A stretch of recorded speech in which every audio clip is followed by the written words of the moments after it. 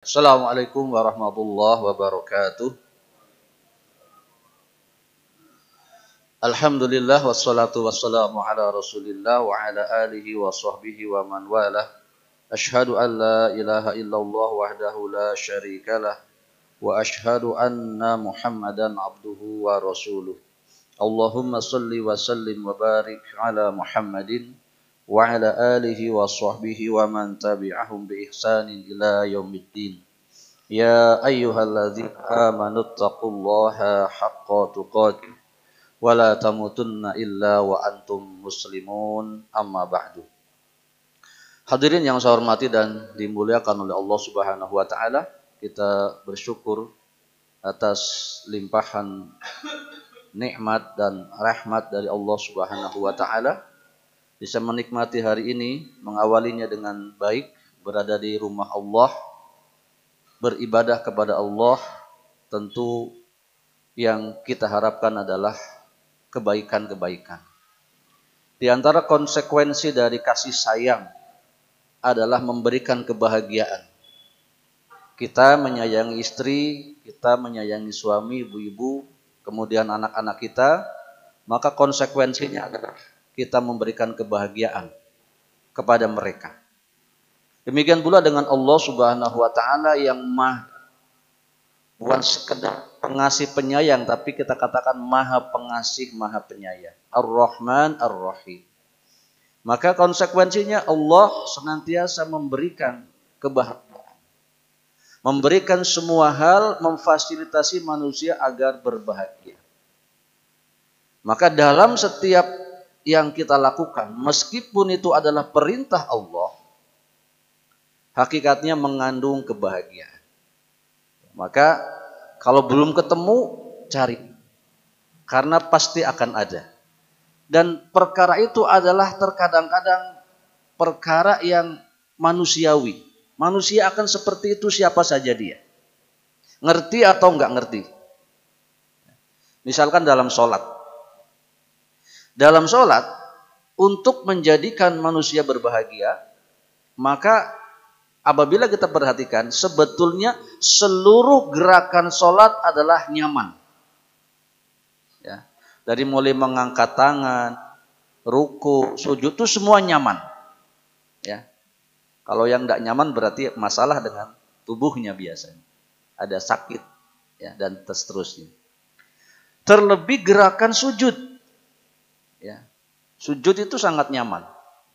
Maka silakan dicari sebelah mana di antara pada saat sholat kita menjadi nyaman. Dan disitulah kebahagiaannya yang menjadikan kita betah. Kemudian bacaan dibuat bagus. Dianjurkan bacaan sholat itu bagus. Bukan saja imam. Kita itu kalau sholat sendiri juga dianjurkan bagus. Sehingga bisa menikmati sholat itu. Dan itulah hadiah rizki dari Allah, bahwa sesungguhnya setiap beban yang dibebankan kepada kita, termasuk ibadah, itu mengandung kenyamanan, mengandung kebahagiaan. Dan bisa dikatakan ada syahwatnya. Maka kalau orang sudah tukang sholat, itu sholat menjadi sebuah tujuan hidup yang luar biasa bagi dirinya. Ya. Orang kalau sudah terbiasa bersedekah, sedekah menjadi hal yang membahagiakan diri. Nah, termasuk hal yang membahagiakan adalah kita berada di majelis ilmu. Ya. Maka kalau ada orang duduk di majelis ilmu kok tidak tenang, maka kemungkinannya yang pertama karena sedang banyak masalah. Ya. Yang kedua karena belum terbiasa atau tidak tahu bahwa di situ ada kebahagiaan. Di mana malaikat turun menaungi, rahmat Allah disebar luaskan pada majelis ilmu, dan tentu pahala yang besar, dan dijanjikan surga yang mudah bagi para penuntut ilmu. Tapi maka semoga kita semua sedang berbahagia, dan lebih berbahagia lagi karena janji Allah adalah surga. Ya, janji Allah adalah surga, yang ini adalah idam-idaman kita semua, yang ini sesuai dengan keinginan kita semua. Apabila kita telah selesai hidup, ya, maka merasa rugi kita. Ya, bayangkan Bapak Ibu sekalian, kita sudah soleh alhamdulillah, semoga saja. Teman kita begitu tea, ya, tapi ketika nanti mati kok sama saja hasilnya. Ya, ini merupakan kekecewaan tentu saja. Alhamdulillah dalam Islam akidahnya begitu. Setelah mati, saat itulah akan terbukti, ya, bahwa kita yang sudah berusaha menjadi soleh inilah akan mendapatkan kebahagiaan lebih dari sisi Allah Subhanahu wa ta'ala. Dan di antara hal yang membahagiakan kita, membuat kita tenang adalah keyakinan. Ya. Kalau kita pagi ini yakin akan ada orang yang memberi kepada kita rezeki lebih, itu biasanya lebih dari jam sekian itu sudah berseri-seri wajah kita. Nah, nanti jam 6 datang orang akan memberikan kita rezeki lebih banyak. Kita yakin itu, dan dengan bukti-bukti yang telah diberikannya, kita lebih senang. Nah, begitu pula dalam beragama. Kita dituntut untuk yakin.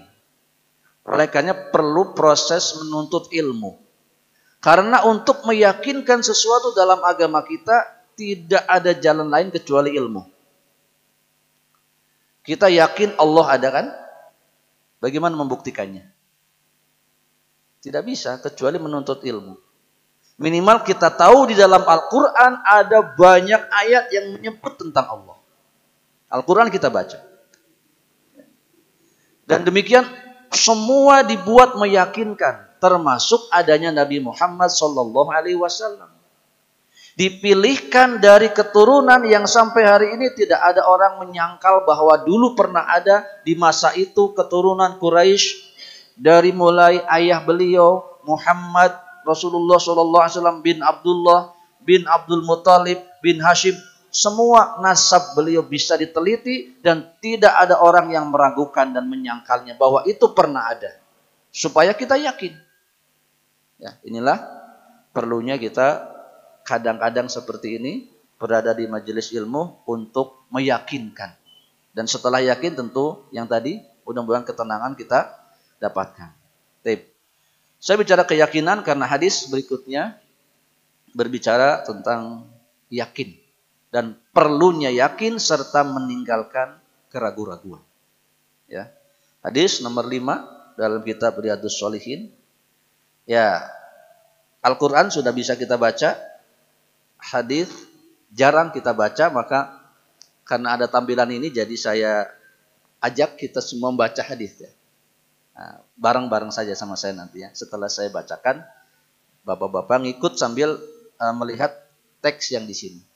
Harokatnya tidak lengkap karena demikian apabila kita mengambil ayat atau hadis dalam internet ya, copy paste itu biasanya tidak lengkap ya. Atau kurang lengkap atau ada yang salah. Maka kalau nanti ada yang salah, kalau yang ada tahu nanti silakan dibetulkan. Sebagian saya tambah dan kurangi harokatnya yang benar atau yang kurang. Atau yang salah sudah diperbaiki. Dan inilah tingkat kesulitannya membaca hadis nanti akan berbeda ya dengan membaca ayat Al-Quran. Baik, tidak perlu baca ta'awudz, baca hadis itu langsung saja. Silakan dilihat ke sini, setelah saya boleh diikuti. An Abi Muhammadin, silakan. Al-Hasan bin Aliyin.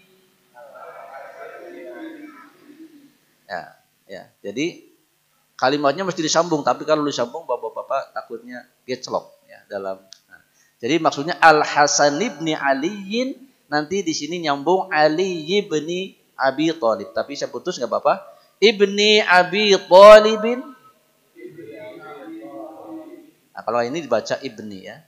Radhiyallahu anhuma qala hafiztu min Rasulillahi.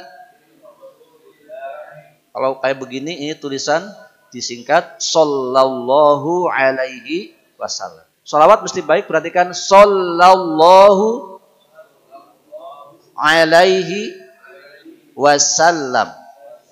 Jadi mengucapkan sholawat tuh yang pendek ini sallallahu alaihi wasallam pun mesti bagus. Kadang-kadang salam gitu. Nggak jelas ya. Nggak boleh. Sallallahu alaihi wasallam. Sama-sama. Sallallahu alaihi wasallam. Baik.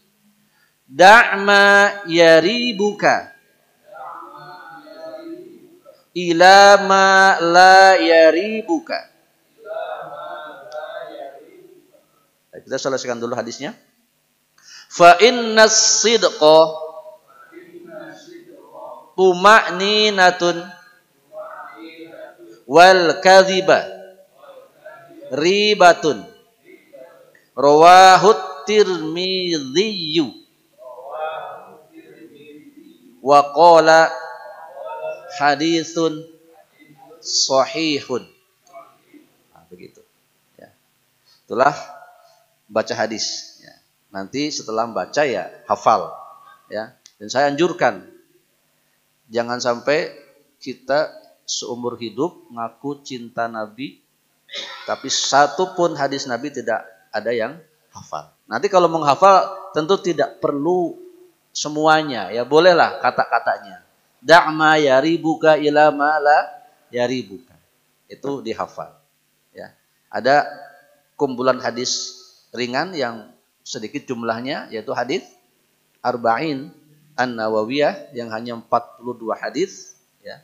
Eloknya ya 1/10-nya dihafal. Syukur-syukur bisa semua. Nah, sebagai bukti kita mencintai Nabi Shallallahu Alaihi Wasallam. Baik, kita bahas sedikit demi sedikit. Baik, adapun kalimat yang tadi, qauluhu yaribuka, kalimat yaribuka tadi, huwa bifathin alya wa dhammiha, boleh fathah, boleh dhammah. Jadi boleh dibaca yaribuka, boleh dibaca yuribuka. Ya, seperti itu. Baik, hadirin yang saya hormati dan dimuliakan oleh Allah Subhanahu wa taala. Para ulama dan yang saya baca adalah Al-Imam Ibnu Rajab Al-Hambali rahimahullahu taala dalam syarah hadis 40 ya, Jami'ul Qulub, Jami'ul Ulum wal Hikam, menyatakan bahwa Nabi sallallahu alaihi wasallam mempunyai yang namanya Jawami'ul Kalim. Jawami'ul Kalim. Apa itu? Satu kalimat yang singkat namun memiliki makna yang sangat luas. Ya. Maka terkhusus hadis tadi sedikit saja, da'ma yuribuka ila ma la yuribuka. Syekh Muhammad Shalih bin Utsaimin rahimahullah berkata, seandainya seseorang membuat penafsiran atau penjelasan mengenai hadis ini dalam satu jilid buku yang sangat tebal, niscaya dua kalimat ini akan melebihinya. Maksudnya masih kurang. Kalau itu disyarah dalam dalam satu jilid buku yang tebal, karena luasnya makna atau kandungan dari sabda Nabi Shallallahu Alaihi Wasallam. Itu namanya Jawami'ul Kalim. Nanti ada beberapa berselisih, ada yang 4, ada yang 6 hadis Nabi yang disebut Jawami'ul Kalim. Termasuk yang Jawami'ul Kalim adalah innamal a'malu binniyati. Ya, hadis pertama dalam Arba'in An-Nawawiyah. Itu disebut Jawami'ul Kalim. Karena dari satu poin itu saja para ulama sangat banyak mengambil penjelasan atau faidah. Ya, kita tahu kemudian dari hadis innamal a'malu binniyat itu saja Al-Imam Syafi'i rahimahullah bisa mengambil 70 lebih faidah ya, yang beliau jelaskan. Baik, jadi tidak sama semua sabda Nabi, ada yang Jawami'ul Kalim, ada yang tidak. Yang ini termasuk Jawami'ul Kalim. Baik, hadis beliau an Abi Muhammadin, dari Abu Muhammad. Kalau menerjemahkan Abu, tulisan di sini Abi karena ada an. Jadi nggak boleh an Abu, an mesti Abi, yaitu struktur bahasa Arab saja. Tapi kalau panggil ya Abu. Ya. Baik. Abu Muhammad panggilan untuk Al-Hasan. Siapa Al-Hasan nih? Ibn Ali Ibn Abi Thalib. Hasan putra Ali putra Abi Thalib. Berarti yang dimaksud cucu Nabi Shallallahu Alaihi Wasallam. Dia punya cucu dua, Al-Hasan dan Al-Husain. Ini Al-Hasan. Jadi Hasan bin Ali bin Abi Thalib. Jadi putra dari Ali bin Abi Thalib yang kemudian nanti lebih terkenal di kita adalah Husain. Lebih lagi di kalangan Syiah, mereka lebih memuja Husain daripada Hasan. Ya, baik. Kita tidak sebut banyak, satu saja keutamaan dari Al-Hasan. Disebut ini karena supaya kita Ahlus Sunnah wal Jamaah tidak seperti Syiah yang hanya memuliakan Husain, melupakan Al-Hasan radhiyallahu anhu. Ya. Kata Nabi SAW dari Abu Sa'id Al-Khudri radhiyallahu anhu, Al-Hasanu wal Husainu sayyidan syababan ahlul jannati. Ya. Hasan dan Husain radhiyallahu anhuma adalah pemimpin syabab, para pemuda ahlul jannah, penduduk surga. Jadi keyakinan yang harus ditetapkan dalam hati kita karena hadis ini sahih bahwa keduanya adalah penghuni surga atau calon penghuni surga. Jadi dua-duanya mulia karena dua-duanya calon penghuni surga. Ya, hadis riwayat At-Tirmidzi. Baik, tidak panjang sejarah Al-Hasan dan Al-Husain ini karena kedua-duanya wafat dalam kondisi muda, ya. Dan kenapa kaum Syiah memuja Husain? Karena Husainlah yang meninggal pada peristiwa Karbala. Ya. Baik, kita tidak panjangkan. Apa kata beliau? Qala, kata Al-Hasan radhiyallahu anhu, hafiztu min Rasulillahi sallallahu alaihi wasallam. Aku menghafal dari Rasulullah sallallahu alaihi wasallam. Kita ambil faidah. Dalam perkara ini Rasulullah apa jabatannya? Kakek, ya, dalam struktur keluarga. Dan ternyata cucunya ini menghafal sesuatu dari kakeknya. Maka bisa dikatakan ini warisan yang hebat. Satu kalimat yang dihafal, yang merupakan kebaikan. Nah, pertanyaannya, kita sudah siap mewariskan yang seperti ini apa tidak kepada cucu kita yang sudah punya cucu tentu saja, dan yang belum kan siap-siap. Ya. Maka di antara warisan yang baik adalah ilmu.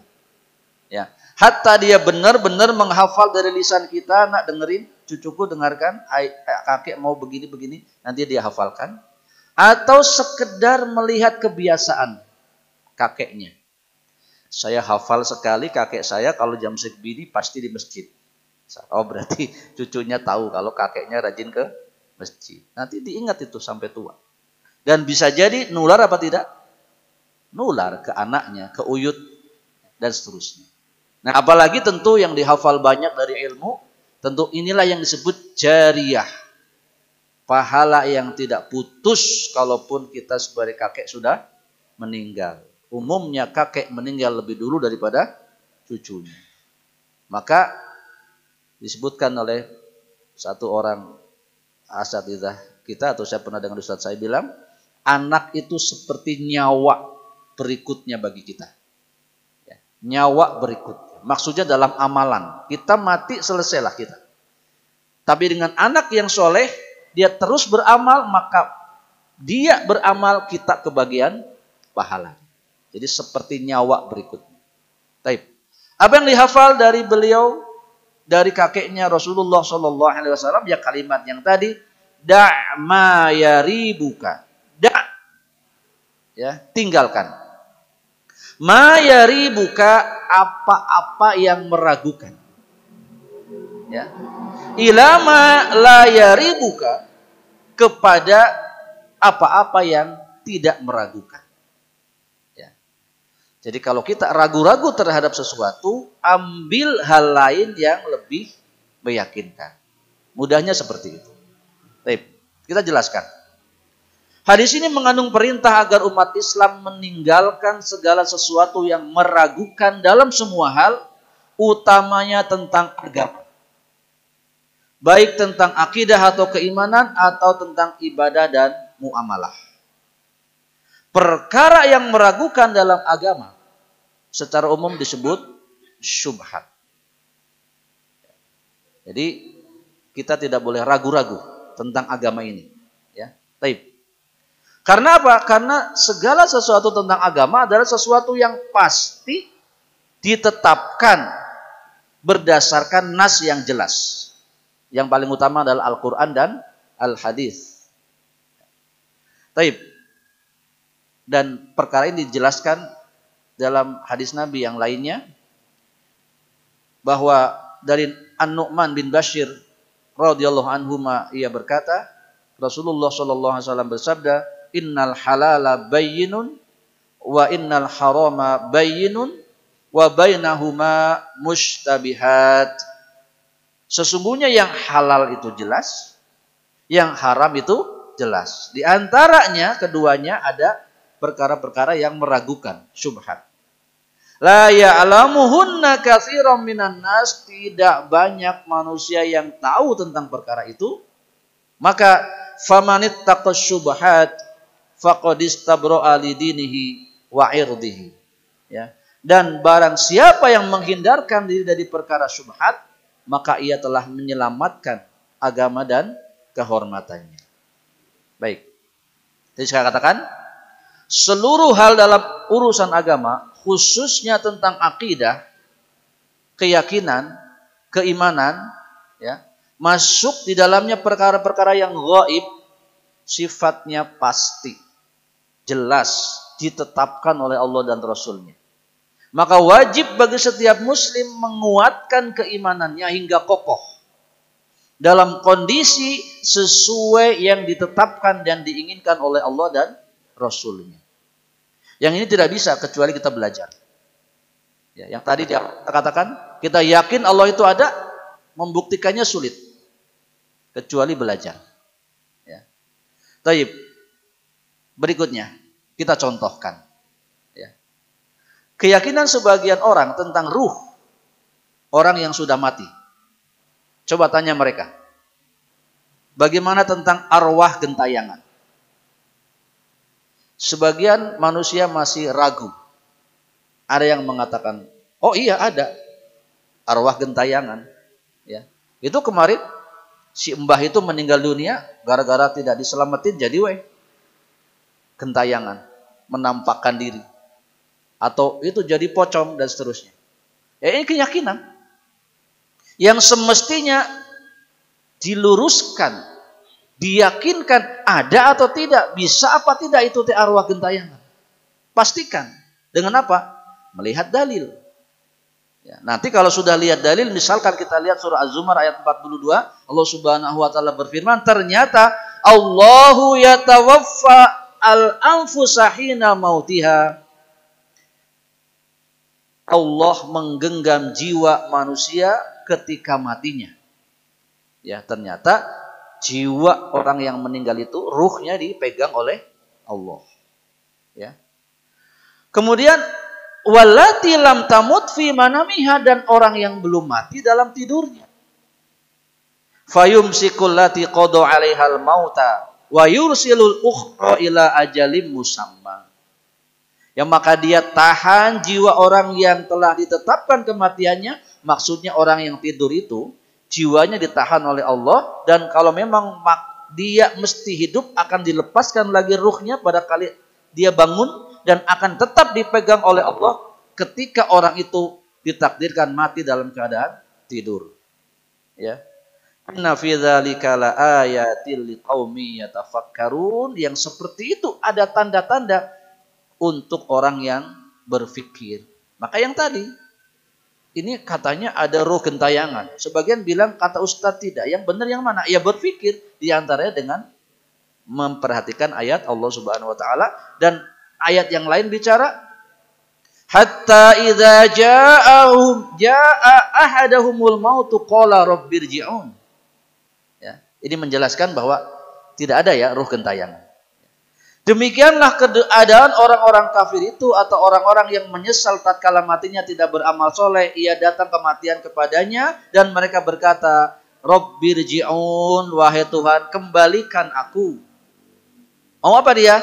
La'alli a'mala sholihan fi ma tarak. Kalla innaha kalimatun huwa qailuha wa min waraihim barzakhun ila yaumi yub'atsun.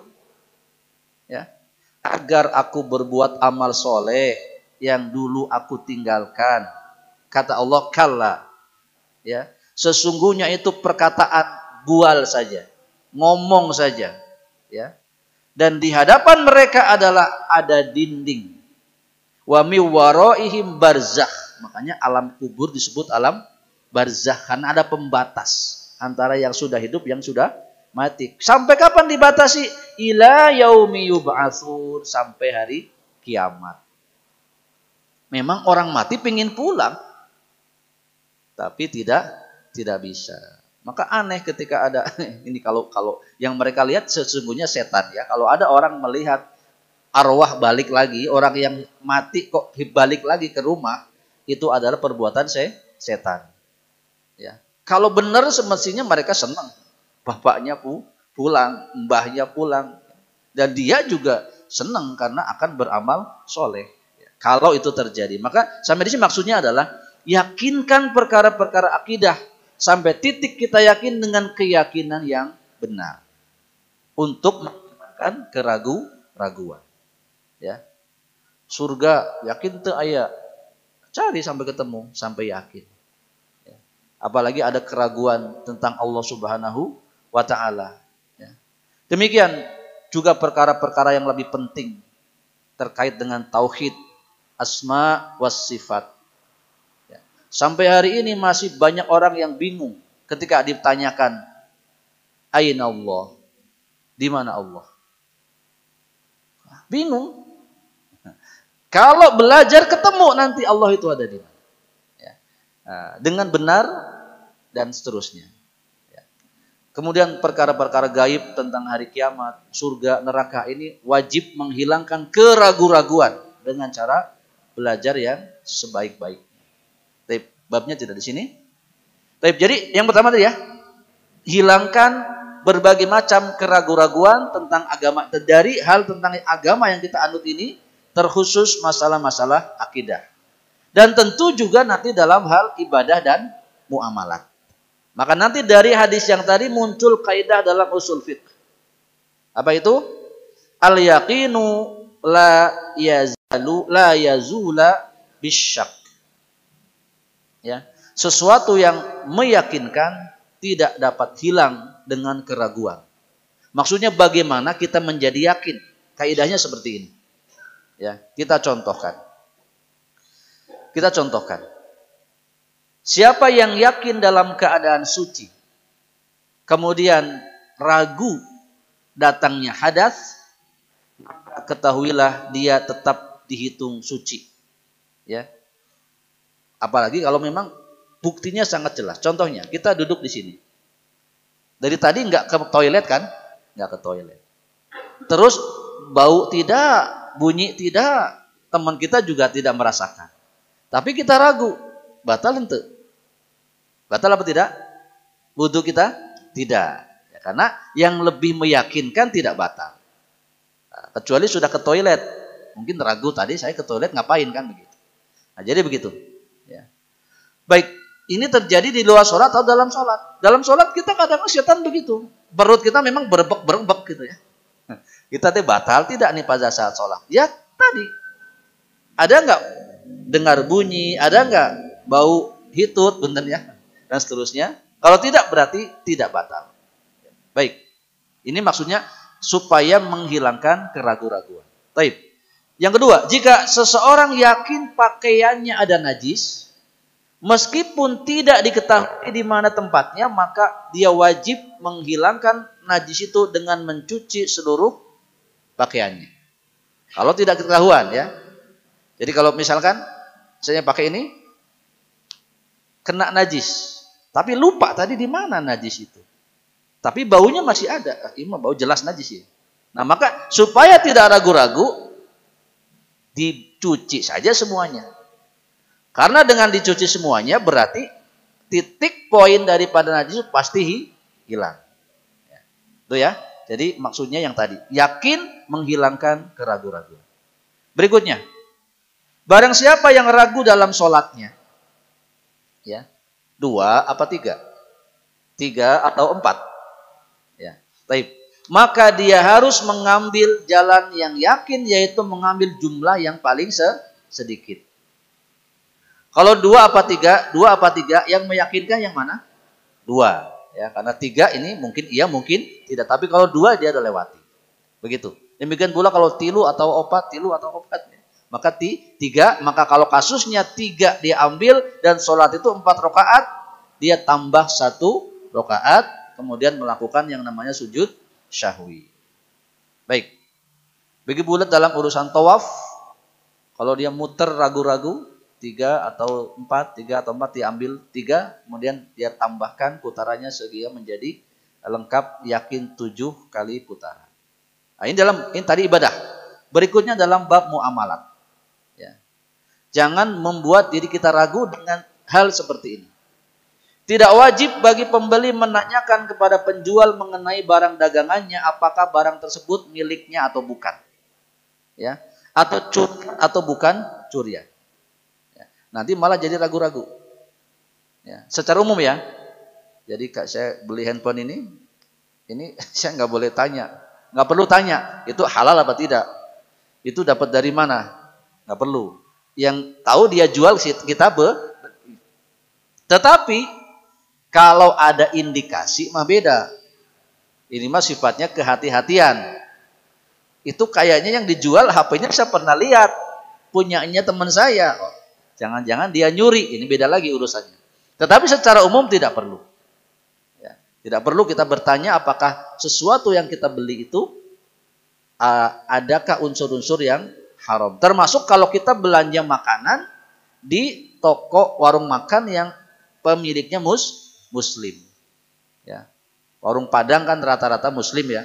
Kita nggak perlu tanya itu, Mang, abang, situ nyembelinya pakai bismillah nggak? Nah, kalau nanya itu justru akan timbul keraguan-raguan. Kita meyakinkan diri kita bahwa semua orang yang berdagang jika ia muslim tahu aturan, termasuk kalau dia dagang makanan tahu bagaimana cara menyembelih dan seterusnya. Kenapa? Ibnu Taimiyah rahimahullah berkata, wal aslu fi ma biyadin al muslim an yakuna milkan lahu. Ya. Hukum asal segala sesuatu yang ada di tangan seorang muslim adalah miliknya. Sampai diketahui itu bukan miliknya dengan pembuktian. Baik, hadirin hormati dan dimuliakan oleh Allah Subhanahu wa taala. Itu dalam bab ini yang kita jelaskan pada pagi hari ini, kita ulang lagi, kita tidak akan tambahkan supaya tidak terlalu banyak yang kita bahas ya. Baik, hadis ini nomor 55 dalam bab bertindak benar atau berkata benar. Di antara bertindak benar adalah menghilangkan keraguan-raguan, mengambil sesuatu yang yakin. Ya. Apa hadisnya? Da'ma yaribuka au yuribuka ila ma la yaribuka. Hafal? Sama-sama. Da'ma yaribuka ila ma la yaribuka. Lagi. Da'ma yaribuka ila ma la yaribuka. Hadis riwayat Tirmidzi. Hadisnya sahih. Dihafal seperti itu. Kemudian PR-nya adalah mari kita mencoba untuk menghilangkan seluruh keraguan-raguan dan syubhat. Syubhat ini tidak mudah. Karena di masa sekarang justru nanti terkadang syubhat itu datang dari ustadz. Ya, datang dari ustadz yang tidak sembarangan. Ya, yang banyak pengikutnya. Ya, tentang satu hukum dan seterusnya. Justru munculnya dari situ. Maka inilah hal yang harus senantiasa kita mintakan kepada Allah pada saat sholat. Khususnya jangan sampai lalai ketika kita ucapkan ihdinas siratal mustaqim. Kan nanti justru yang membuat ragu itu siapa? Ustadz. Ini ustadz kampung kecil saja. Mengucapkan begini. Sesungguhnya misalkan saya benar. Tapi nanti ada ustadz lain yang terkenal, internasional bahkan mengatakan hal yang berbeda. Padahal dia salah. Bisa jadi kalimat saya diabaikan, ya, kapupuh. Nah, maka siapa yang bisa tolong kita? Allah Subhanahu wa taala. Saya juga sama. Ya. Saya berusaha mengucapkan sesuatu yang benar, tapi terkadang hawa nafsu membuat justru saya memberikan subhat kepada orang lain. Maka memang akhirnya kita memang betul-betul perlu petunjuk dari Allah Subhanahu wa taala. Ya. Kemudian ragu-ragu dalam halal dan haram yang tadi subhat. Hati-hati kalau ada sesuatu yang tergeletak di sekitar kita, ya. Jangan suka senang ngambil meskipun sudah tidak nampak pemiliknya. Biarkan itu punya orang, ya. Makanan tergeletak, ya. Pokoknya apa-apa yang tidak jelas itu jangan senang kita untuk memilikinya atau menikmatinya. Dan biasanya datang masalah subhat ini penjelasannya hanya di sekitar apa kata orang? Hukum katak gitu ya. Ini katak cina kalau dipencit, disembelih, dimakan halal atau haram dikatakan subhat. Ini tidak hanya seperti ini. Pembahasan subhat itu luas. Nanti dalam pekerjaan, ya, kita contohkan. Secara umum pekerjaan halal. Tapi kadang-kadang bos nyuruh yang tidak halal. Nah, ini ada subhat. Nah, nanti dipikirkan untuk segera mencari solusinya. Ya. Kemudian misalkan dalam sebuah acara, ya, kita IO-nya, ya, pekerjaan kita secara umum bagus. Ya, acaranya pengajian, tabligh akbar. Tapi panitia nyuruh ditambah ini. Nah, ini nanti muncul subhat-subhat yang kalau memang kita ingin selamat tentu semua dipelajari.